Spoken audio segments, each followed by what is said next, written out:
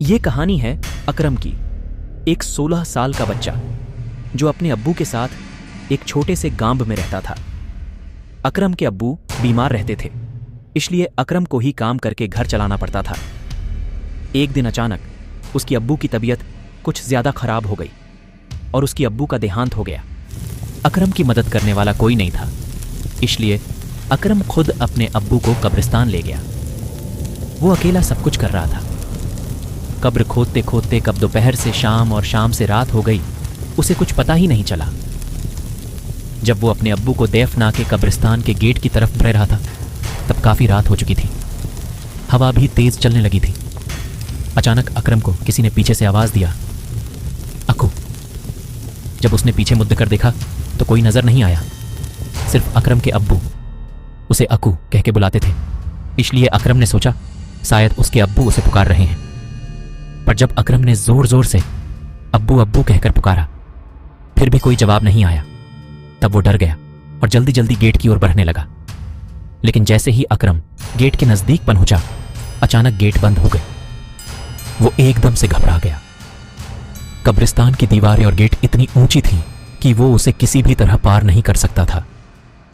कब्रिस्तान की एक और गेट थी जो कि पीछे की तरफ थी, लेकिन उस गेट तक जाने के लिए अकरम को वापस कब्रिस्तान के बीच से होकर जाना पड़ता।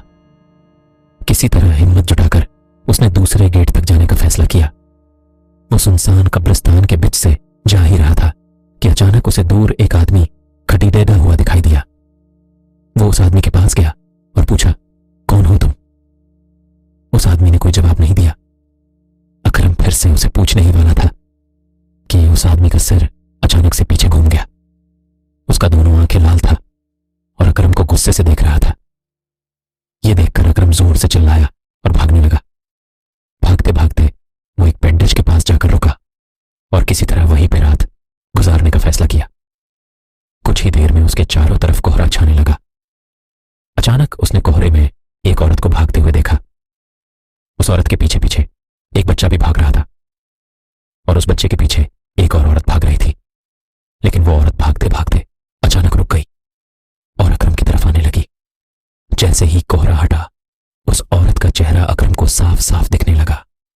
उस औरत को देखकर अकरम के रोंगटे खड़े हो गए, मानो जैसे कि वो औरत सालों से उस कब्रिस्तान में दफन हो। वो औरत अकरम के करीब आ रही थी और अकरम धीरे धीरे पीछे हट रहा था।